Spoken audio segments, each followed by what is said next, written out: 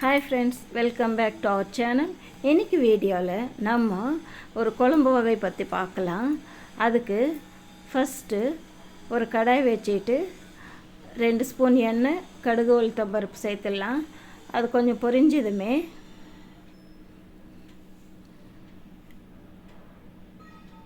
ஒரு பெரிய வெங்காயம் கட் பண்ணி சேர்த்துக்கலாம். இது நல்லா கொஞ்சம் வதங்கட்டும். வதங்கின பிறகு 2 தக்காளி, பெரிய தக்காளி சேர்த்து வதக்கிக்கலாம். கூட ஒரு 4 பல் பூண்டும் சேர்த்து வதக்கிக்கலாம். பூண்டு நல்லா தட்டி போட்டுக்கோங்க, அப்போ தான் டேஸ்ட் கிடைக்கும். பூண்டு எல்லாம் வதங்கின பிறகு தக்காளியும் 2 கட் பண்ணி சேர்த்து வதக்கிக்கலாம். கொஞ்சம் வதங்கிச்சு. கருவேப்பிலையும் சேர்த்துட்டு கொஞ்சம் வதக்கி விட்டுட்டு தேவையான மிளகாத்தூளும் போட்டுக்கலாம். சாம்பார் தூள் 1.25 ஸ்பூன் தாங்க நான் போடுறேன்.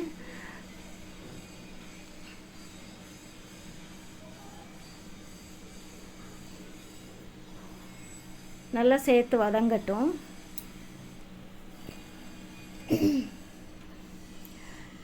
நான் 4 முருங்கைக்காய் சேர்த்துட்டு இருக்கிறேங்க. முருங்கைக்காய் குழம்பு தான் செஞ்சுட்டு இருக்கிறேன்.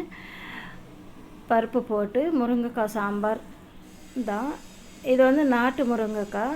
4 முருங்கைக்காய் கட் பண்ணி சேர்த்திருக்கிறேன். எல்லாமே சேர்ந்து நல்லா வதங்கின பிறகு இதுக்கு தேவையான தண்ணி சேர்த்துட்டு வேக விடலாம். இது ஈஸியாக இருக்குங்க செய்யறதுக்கு. பேச்சுலர் கூட ஈஸியாகவே செஞ்சுக்கலாம். நான் இன்றைக்கி ரேஷன் பருப்பு தாங்க யூஸ் பண்ணிகிட்டு இருக்கிறேன். ரேஷன் பருப்பு டைரெக்டாக கூட பாத்திரத்தில் வச்சு கூட வேக வைக்கலாங்க. சீக்கிரமாக வெந்துடும். டேஸ்ட்டும் நல்லா இருக்குங்க ரேஷன் பருப்பு. நான் முதல்ல கொஞ்சம் அந்தளவுக்கு யூஸ் பண்ணுறதில்ல. இப்போல்லாம் யூஸ் பண்ணி பார்த்தா சூப்பராக இருக்குங்க. கீரை கடையிலுக்கும் சரி, சாம்பாருக்கும் சரி, காய் சாம்பாருக்கும் சரி, எல்லாமே நல்லா இருக்குங்க ரேஷன் பருப்பு.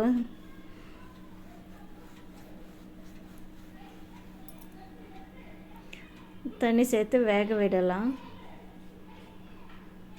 இன்னும் கொஞ்சம் வேகட்டும், பார்க்கலாம். கொஞ்சம் வெந்த பிறகு இதுக்கு தேவையான உப்பு, கல் உப்பு தாங்க நான் சேர்க்குறேன். இதுக்கு தேவையான உப்பு சேர்த்துக்கலாம்.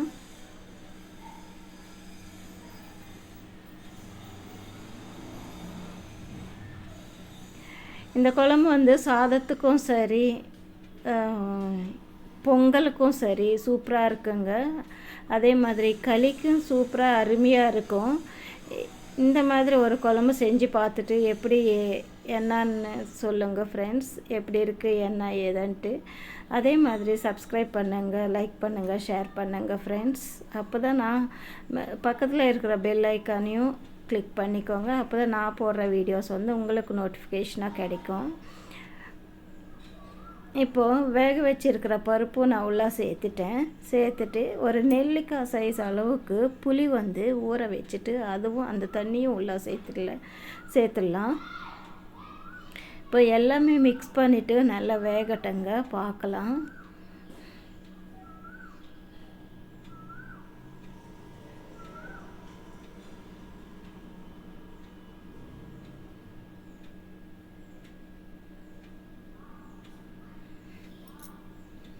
அவ்வளோதான், குழம்பு நல்லா வெந்து வருது. அவ்வளோதான், வெந்துடுச்சு. கொஞ்ச நேரம் இறக்கி விட்டுடலாம். லாஸ்ட்டில் சும்மா கொஞ்சம் கருவேப்பிலை சேர்க்குறேங்க. நல்லா க்ரீனாக இருக்கும் பார்க்குறதுக்கு. அப்படின்றதுனால தான் நான் சேர்த்தேன். விருப்பப்படுறவங்க சேர்த்துக்கலாம், இல்லைன்னா ஸ்கிப் பண்ணிக்கலாம், அவங்கவுங்க விருப்பம். அவ்வளோதாங்க, குழம்பு ரெடி ஆயிடுச்சு. சாதத்துக்கு தான் நான் சாப்பிட்றேன். பக்கத்தில் துவையல் தாங்க வச்சுருக்கிறேன். பிரண்டை துவையல் சூப்பராக இருக்கும். அதுவும் நான் வீடியோ போட்டிருக்கிறேன் ஆல்ரெடி.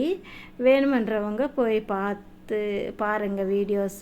நான் இப்போ தான் 2-3 வீடியோ தான் நான் நம்ம சேனலில் போட்டிருக்கிறேன். அதனால் ஈஸியாகவே இருக்கும் உங்களுக்கு பார்க்குறதுக்கு. குழம்போடு சேர்த்து கொஞ்சம் நெய்யும் போட்டு சாப்பிட்டா சூப்பராக அருமையாக இருக்குங்க. டேஸ்ட்டாக இருக்கும். ரேஷன் பருப்பு தான், ஆனால் சூப்பராக இருக்குங்க டேஸ்ட்